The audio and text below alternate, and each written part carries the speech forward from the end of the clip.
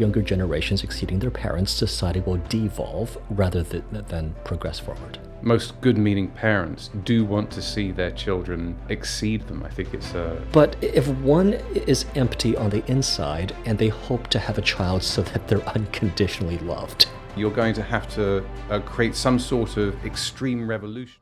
Welcome to How to Be an Adult, a podcast created by the practitioners at the Morpheus Clinic for Hypnosis in Toronto, Canada. This show is the guide for life that you should have received when you turned 18, but didn't. For those of you who've inadvertently become adults, we're going to give you a philosophy of life that's worth having. I'm Luke Chow. And I'm Pascal Langdale. And we share our thoughts here to democratize a key aspect of adulthood, which is self-assurance. Now that we've covered childhood lessons you have to unlearn, let's talk about why you have to exceed your parents in adult life. Now, I know this episode has the potential to ruffle some feathers because who wants to be exceeded? Yet I'm going to make the very bold claim that for society to evolve, for society to become more accepting, more tolerant, we have to exceed the limitations and the biases of prior generations. And this is a long tradition going back to the dawn of time. And without this pattern of younger generations exceeding their parents, society will devolve rather than progress forward. There is the idea of exceeding each generation, and there's also this archetypal idea of each child has to, in quotes, kill the father and remove themselves from the mother. And this is quite a frequent narrative in a lot of stories. So it's something that has existed in stories for thousands of years, this idea of transcending the past and exceeding your parents. I don't think if it ruffles feathers, it's been ruffling feathers for thousands of years. And I would suggest that the people who actually find that a sort of a problem are probably not quite adults themselves, in the sense that with my own children, I now understand why it was that my dad could look at me being young and doing all the things, and on the one hand envying that youth, but on the other hand being so happy that I was making my way in the world. And it's a double-edged sword for sure, but I think most good-meaning parents do want to see their children exceed them. I think it's like your job. I would suggest that if we internalize this idea that it's not only acceptable, but it is the norm to exceed one's parents, then we don't have to feel as much shame exceeding them, let's say, financially. And part of the reason for the podcast is we don't all have parents who encouraged us and loved us and took care of us and gave us lessons for life that are worth keeping in adulthood. So hopefully, between the two of us, we can help our listeners to understand the necessity of exceeding one's parents. I think that some of this also comes down to the role and relationship between child and parent changing over time, and the parent being able to accommodate those changes without being so egocentric. I mean, you can't tell a baby, okay, you're on your own, mate. It's that dependency is a part of growing up. It's when that stays and when that relationship doesn't change with time and doesn't adapt to the child as they are becoming. It's the difference between having a bonsai tree versus having a plant that you wish to nurture and to see grow as the plant wishes to grow naturally.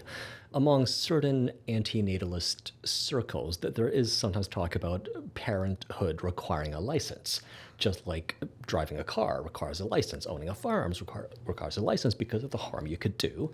Well, becoming a parent should, according to some people, require a license. And I would say that as part of the examination process for this, very oppressive, authoritarian parenting license that we're talking about, the applicant should be able to demonstrate that they want a child to nurture the child, not to have like a bonsai tree that they cut down to size.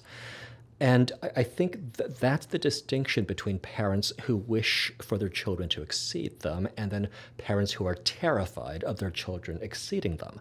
If one has, as we talked about in past episodes, a cup that's full and overflowing, then they're happy for their child when their child succeeds. But if one is empty on the inside and they hope to have a child so that they're unconditionally loved, then one, they're going to be disappointed and mistaken.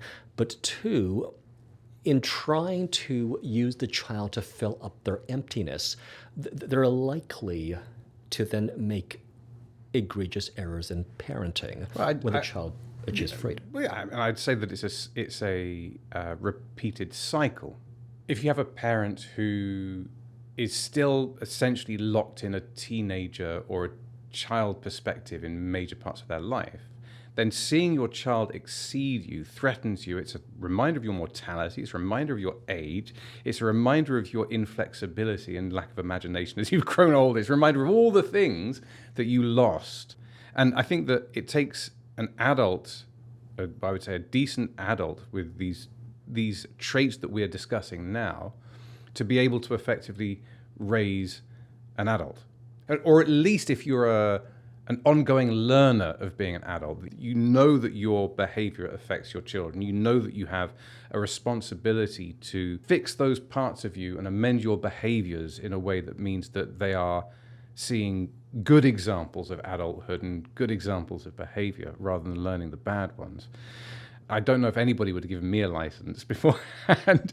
And I don't think, this is the other thing, I don't think anybody can really prepare themselves in any way for having kids. It's like the perfect storm of needing to be both adaptable but also wise. I often kind of slag 20th century parenting. So if you know, like Benjamin Spock and so on, there was also a trend of letting kids cry things out and just neglecting them, essentially. So I often slag 20th century parenting, but I mean, even in 2023, we hardly have everything figured out. But that is why, like you, I hope that future generations exceed my generation and yours, and definitely generations older than us.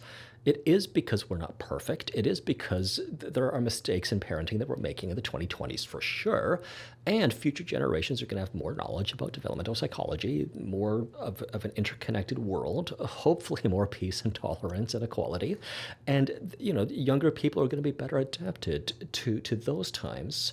And unfortunately, if I grew up in the 1990s with like a 1990s view of the global village, is the term we used to use, then maybe in 2050 or 2060, I'm not as well adapted as younger generations born in the 2030s or the 2040s. I mean, there is a role for even as an adult to still maintain being current with change. So that is also, we'll discuss that, and if we haven't already. But I think that fresh take on the world that comes from youth, and you see it generation after generation, is not to be dismissed as naivety, either by younger people or by adults. It's an energy that is required to introduce a certain amount of chaos into something which is established. Otherwise, there would be no change. Change means disruption.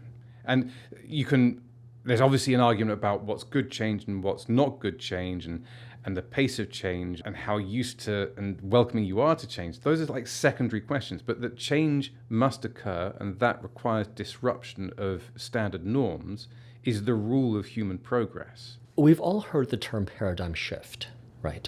Often in the context, unfortunately, of business and corporate speak. But the origin of the term is in Thomas Kuhn's book, The Structure of Scientific Revolutions.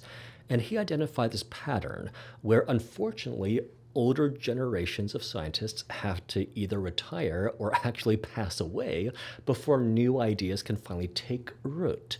So even Albert Einstein could not completely wrap his head around quantum mechanics. It's only kind of once he passed away that quantum mechanics started to take root. And that's an example of a paradigm shift in the scientific context. There's another story that reminds me of, which is, I think it's the development of the Protestant church. Right? And bear with me.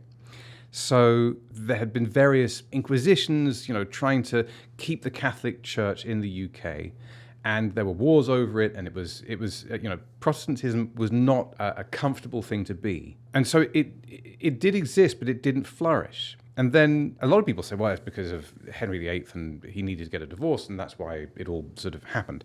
But the Black Death may have had more to do with that than actually any single person, because what it did is it killed off a whole generation of older clerical members who were resistant against change. And so you were left with a younger generation who had very different ideas and who now could actually start making those changes without the resistance from an older, more traditional clerical group. This is why I hope so ardently that younger people exceed me in my views, which were largely formed in the 20th century. So people being born today could quite possibly be alive to see the 22nd century. And definitely the social mores, the norms, the culture in that future is going to be different, yet people are being born today that are going to have to be adapted to that. So just as people in the late 20th century abandoned many of the ways of the mid 20th century, and then people in the mid 20th century abandoned many of the ways of the early 20th century, and so on, going back to the dawn of time, I actually hope for the future to be better than the past. And that's why I hope that younger generations completely upstage me and like my 20th century views about whatever it might be, as long as, they are indeed improving upon these views. Well, that's the thing, because there's always the possibility of going back into the Dark Ages, and it takes a new period of enlightenment in order to sort of crawl out of that. So that begs the question then, okay, change for change's sake is not necessarily good. Not all changes are good. So how do you sort the wheat from the chaff? How do you figure out what do you take from your parents that worked for them and their parents and so on? Because we have survived as a species through a series of progressions and expansions and new understandings. I think the litmus test is whether the change would apply universally. So the kinds of ideas that were originated, let's say, 2,500 years ago, that have made it through many, many generations and the Dark Ages and so on, and that we still celebrate today. So Stoic thought, for example, various religions that are that old. The very fact that as a 21st century human being, I can read Epictetus, who was a slave in the Roman Empire, at least before he was freed. And what he says is relevant, right? This means that the ideas transcend not just me being a 21st century human being, but me being part of the Anglosphere and me, being kind of a nerd and me, with my gender and my race and my age and so on. These ideas that transcend individuals, I think, are much more likely to stand the test of time. And to cast our minds back to the time of Epictetus, Marcus Aurelius, the Roman emperor, also contributed to Stoic thought in ways that I deeply resonate with. So if you have ideas that an emperor and a slave who are contemporaries agree with, then probably those ideas will also generalize thousands of years later. And they'll generalize probably thousands of years from now, as long as we human beings are still around. But so here's an example of a good idea that persists and one that doesn't. You mentioned Oedipus. So the observation of the necessity for the child to transcend the parent and the penalties of not doing so. Also, there's something in there about honesty and lying, incidentally. So there's a lot of lessons there that you could draw upon. But at the same time, I'm not sure if it's exactly the same time, but let's say Greek dramatic history also included the idea that you could condemn a person to death and then say they have to be killed on stage as part of a play, which of course is bonkers now. that idea didn't persist. Although maybe might want it to. Some people, crazy people, might want that to happen, but it doesn't, right? So That's an example of an idea that doesn't generalize. Because we might want that guy to die on stage, but we wouldn't want me. I wouldn't want me to die on stage. I wouldn't want you to die on stage. So automatically, even without looking at the passing of time, the idea does not generalize. That idea had to die on the vine. But if there were some kind of idea that everyone in the theater would agree with and benefit from, that idea that universalizes to everyone in the theater is more likely to also stand the test of time. okay, so we've isolated persistence across time. We've isolated the idea of good ideas that remain universal and, if you like, scalable across people and culture. What do you see are the obstacles to seeing those things or identifying them? What are the temptations and pitfalls? I think that this modern trend of identity politics Okay. that neglects the common humanity and looks at qualities that usually we're born with and didn't actually decide. I think that this trend away from universalism is detrimental because it doesn't give people principles that are going to last the test of time. Just like these principles don't even transcend certain individuals or certain groups of individuals. Now, I am kind of, just slightly dipping my toes in the culture wars here, but universalism used to be quite a liberal leftist idea, that it'll be the same set of rules and laws for Christians and Jews and Muslims and so on. And this was celebrated as a fantastic thing. I'm, I guess, a 20th century kind of liberal, in that I think that the trend toward identity politics is making the world more racist, more sexist, more divided, more bitter. And it's harder to maintain relationships while we politely and civilly disagree. And that, what I kind of grew up with in the 80s Yeah. and the 90s, where we could, maintain relationships and disagree, that was a better norm. So here we go. So then you've got to say, well, okay. So I consider myself somewhat an old-fashioned, pro-enlightenment, liberal Democrat, right? But then the question is, well, somebody's going to turn around and say to me, "No, you're wrong." Right? You're just out of date. You've got to update your map, my friend, is incorrect and was good for the 90s, but is not good for now. Right? Can you be more specific? So, for instance, there could be an argument that says that new ideas require extremes in order to be sorted out. And I've heard this argument. I personally, I'm not fully convinced, but the idea is that if you want to affect change, either you've got to wait for all the old clerics to die, or alternatively, you're going to have to create some sort of extreme revolution or create an extreme in order to open up the doors to the possibility of the kind of change which it resets back to. It's the idea that you're pushing something in order to increase the range, and then you're going to pull back to the reasonable ground. I think there's always going to be conservatives and liberals in society because they each play a role, and it's a different role. The conservatives exist to advocate for the way we've been doing things, for the way things have been. And then the liberals exist to advocate for a new way of doing things. And it's this kind of dialectic between these two forces that produces the middle ground without violent revolution or a plague that kills a third of the population.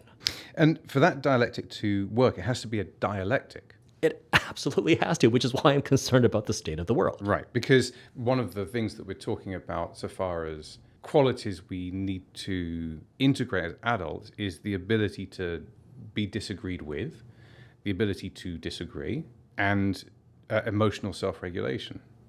As soon as you remove that potential for a dialectic, then you're removing the possibility of profiting from chaos. If you are raising children and their emotional self-regulation is all over the place, and maybe their perception of fear is extended, and there's all these things going on. If you just say, oh, it's just a teenager, and dismiss how they feel and dismiss them, that's not going to work either, right? So, and I'm not making parallels between modern approaches and teenagers. I'm saying that introduction of chaos and the youthful introduction of chaos into, say, liberal norms has its role. And it's important that you and I get prodded, and it's important that you and I then say, okay, well, we'll listen, we'll try and understand your point of view, and we will adapt with new information, and we will accept that, when falsehoods are revealed. But that's part of being an adult, right? So if you've got two people, you've got one person who's introducing chaos into, I say chaos in a good way, disrupting a traditional norm, and you've got somebody who's questioning or resisting, so that's conservative and liberal in traditional terms, then you've got to have both of them have got to be adult enough to be able to discuss it, rather than, say, fall back to a childhood point of view, which would be to stamp your foot and say, I'm out of here. I think it's important to treat our fellow human beings as basically intelligent, moral, thinking beings. Because as soon as you write the other side off as crazy or foolish, you're basically going to start gaslighting them. Yeah. So if we instead recognize that the opposing view comes from an intelligent, moral human being, then we must consider their point of view and possibly then extract the value in that opposing point of view. The main point I wanted to convey is that conservatives make better managers, better administrators and bureaucrats, and liberals make better entrepreneurs. We need entrepreneurs in the world to start new businesses, to disrupt models of business that just don't work that well and aren't that efficient. And then, the entrepreneur gets bored, and that's when the professional managers come in to manage a business that's already been started, that's already gained market share. I'm putting this in very capitalistic terms. The idea is that there is a role for the conservative line of thinking after the ground has been broken by those who've kind of gone first and have taken the risks that they created chaos, or what do you call it, creative destruction? Destruction or just disruption, really. I mean, but then you're also going to have conservatives saying, look, don't break that ground. Don't disrupt that. That's perfectly fine as it is. And we also know that doesn't work too. Well, no, because the other person's an intelligent, moral person with autonomy and self-determination and agency. Yeah. Smoking rates have gone down over time. And the last time I checked, it was something like 10% of the population, whereas it used to be a full quarter or a full third of the population would smoke cigarettes. At some point, probably by the end of the century, we'll see tobacco smoking as like lining your home with asbestos. It's something that people used to do not knowing any better, and once we knew better, we stopped doing it. That does make me think of the idea that change occurs, and part of it is the acceptance of new information. Okay, so you've got the PR period where essentially you're sowing like a social contagion. Smoking is good for you, and then because you see other people smoking, you assume that, well, everybody kind of knows that this is a good thing, so I shall smoke too, and this makes me feel good, and makes me look good, and it's associated with all these things, but it is in effect a social contagion, because ultimately cigarettes are not as addictive as heroin, as is often claimed. So the reason to be a smoker was a good proportion of it was like a social acceptance that it was a good idea. And then you have the awful situation where they knew it was going to kill you, they knew it was going to create cancer, but still sold it. And that's when the rage at the establishment can rear its head and say, you knew better, you're the people that came before, you lied to us, we can never trust you again, which is fair, I think. I don't blame that sentiment at all. But here you have an example of, it's not just new information, because new information may exist, it's the acceptance of that new information as a truth. And that there are, if you like, sometimes conservatism can, or I call it toxic conservatism, it goes beyond just keeping things the way they are into forcing and withholding information in order to stop change. So one of the things that you could say about good ideas persisting is that if you go back to the axiom that you should always try and peer through things to get at the truth of something, then that will be a good approach as an adult. And historically, there's been a lot of examples of this where, because other people buy into the idea that something is good or correct or true, you then assume that that is also good and correct and true.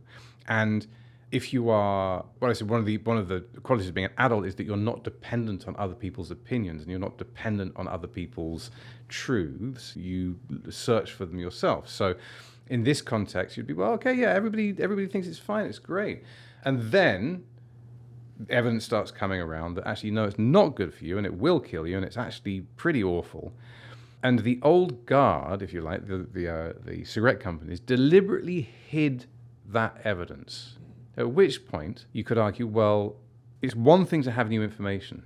It's another thing to be able to accept or to actually get hold of that information and understand what the truth is.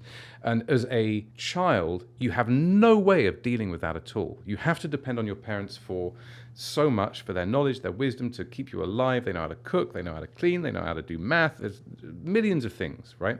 But if you've gained the age of majority and you have an axiom that says that the pursuance of truth is, to the best of your ability, a good thing, and that what is accepted as true may or may not be true. I mean, that's as in you have to assess things in for your own validity, your own. Hence exceeding your parents. Yeah, exceeding your parents, exactly, and using your own eyes and your own ears and your own autonomy.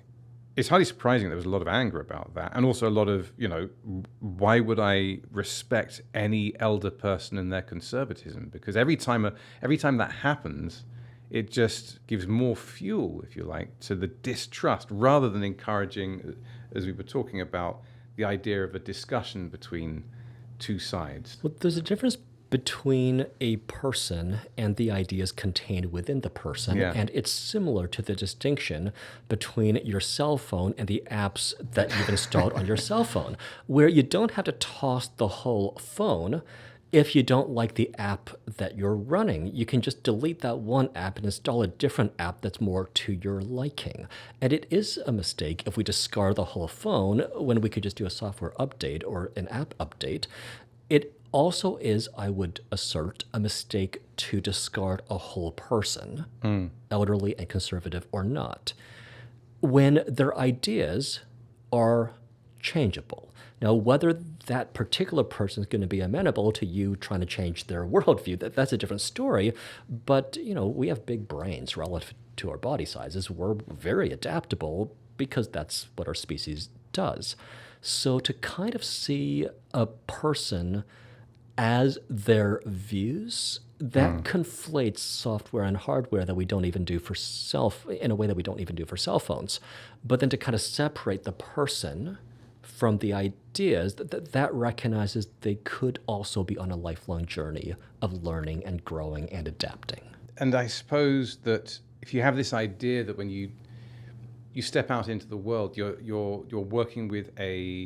already working with an out-of-date map. Whatever it is that your parents went through, like my dad was the first in his family to go to university. I think he actually went and did the equivalent of STEM and became an engineer. But back in those days, that wasn't necessarily true. You would do any kind of degree and then you'd walk into any kind of job, right? Which is kind of different to now. And then he had a job for life, which of course in my generation became increasingly unheard of. And so his map for how a life is lived and the certitudes of his generation were not the certitudes of mine. And in the same way, the certitudes of my generation are not going to be those that work for my children's lifetime. So that goes back to the idea, well, that you've got to have axioms and principles when you finally step out as an autonomous adult that persist regardless of the world that you're walking into. They've got to persist at any time. They've got to work at any time in history. They've got to work in any culture so that you could literally be picked up and dropped off anywhere and you would still survive and perhaps do pretty well. It's why I'm a universalist. Mm-hmm. It's why I'm trying to figure out, okay, what do all human beings have in common? Because if we kind of figure out the truth of what all human beings have in common, then I am set for whatever the future holds. And then if I share these principles with others, they're also set for whatever the unknown, uncertain future holds. So let's say that someone's just turned 18 and they're about to choose a university. Well, maybe they're going to go to a whole new country.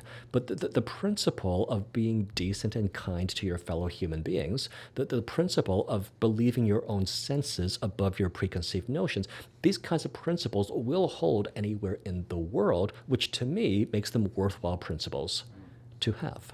And in doing that, that leaves the door open to exceed your parents. Because, Absolutely. Yeah. Because you'll see with your own eyes and you'll hear with your own ears something different from what your parents saw with their eyes and heard with their ears. And, if they upheld that principle, then they would have exceeded your grandparents who used their eyes and ears to believe whatever they saw many, many years ago. This is, this believing of the senses above preconceived notions, this is a principle that holds up generation after generation and around the world. So this will be a principle that I hold for myself and am sharing on this podcast with others. And of course, not everybody is given that playbook, as we know. And so at least having, as you say, principles that have proven to work through an extended period of time and across cultures are going to serve you well. And then will also protect you against, should we say, shallower and more temporary axioms or beliefs. I think the world has to converge upon the idea that we are all, as human beings, more similar than different. It is because once we kind of meet people from different cultures, once we meet people of different generations, different sexual orientations, different religions, then if we care about truth, we're going to see the similarities. Yeah. We all have to sleep. We all have to eat. We all want to be treated decently. There is, such a thing. And generally speaking, people have essentially the same pro-social values. They may manifest themselves in different ways. They may have come from different paths. One other thing I'm going to say about why we have to exceed our parents, it's that younger people have to be on the planet longer. People being born today, as I mentioned, they're probably, if they live a normal length life, they're going to see the 22nd century. And if everything happens in the natural order, I am going to outlive my parents, just like they outlived their parents if everything happens in the natural order. And it's more likely you'll outlive them by some greater degree as your life expectancy increases across generations. Yes. So often older generations say, well, I've been on the planet longer. I know more than you do. I have more life experience. But also they have less of a future timeline that they have to live in. Whereas younger people, sure, they have less life experience, but I think out of necessity, they have to look more to the possibility of living in the 22nd century and what that world is actually going to look like. Let's say socially, let's say environmentally. And I think that's part of the reason why younger people tend to be more liberal, because they do have to think about what the world is going to be like when they grow older. Whereas, when I'm 80 years old, I only have to look forward to maybe a 5 or 10 year timeline. And it's not that I don't care that, after I'm gone, that people are going to be happy. It just comes with the territory that I'm not going to think as deeply about it as a younger person will. This is quite a sort of an oddly optimistic session in the sense that this shows a certain amount of faith in humans in general to be adaptable, to be able to learn and live by time-proven, culture-proof axioms, that if you do that, then you're more likely to raise children that will exceed you in their turn and not just carry on all your sins, bad traits and foibles and failures, right? So this is an encouraging idea, is that there is a pathway that is an optimistic one. It's not a case of, the older generation has screwed things up and it's now irreparable, and the young people should stay in nihilism and despair. Which is also a narrative that is kind of thrown around as well. Absolutely, right? And we're going to have a future episode about how to deal with climate anxiety, just as one example of why the nihilism and the despair. But you are right that I am speaking to advocate for a view of the future that accounts for human adaptivity and resilience and our ongoing capacity to learn as the world changes around us. And you are right that I do see this kind of optimism as more of a helpful orientation than nihilism. So I would say I'm guilty as charged. Well, good. Well, I hope that's helpful to anybody watching or listening. Thank you so much for listening. If you like the kinds of things that you've heard us talk about here, Pascal and I are both available for hire through the Morpheus Clinic for Hypnosis in Toronto, Canada. I wouldn't be too concerned about the H word, hypnosis, because it's a lot more rational than it's often explained to be. And we have a free consultation process and a writing of treatment plans for new clients that you can engage in if you contact the Morpheus Clinic for Hypnosis at www.morpheusclinic.com. If you're interested in what we have been talking about and how these thoughts are going to evolve over the next episodes, then please subscribe on YouTube at Morpheus Hypnosis, or wherever it is you get your podcasts. Look for How to Be an Adult. So yes, I'm looking forward to the next episode. Do you know what that's going to be? It's why we ought to live a principled life in the first place, as opposed to pursuing ego-driven desires or pure pleasure or the sheer raw exercise of, let's say, power. So if that interests you, and I'm assuming that those who are purely interested in egocentric hedonism at the the cost of everybody else, for the rest of us, please subscribe and follow us. And yes, we look forward to having another chat.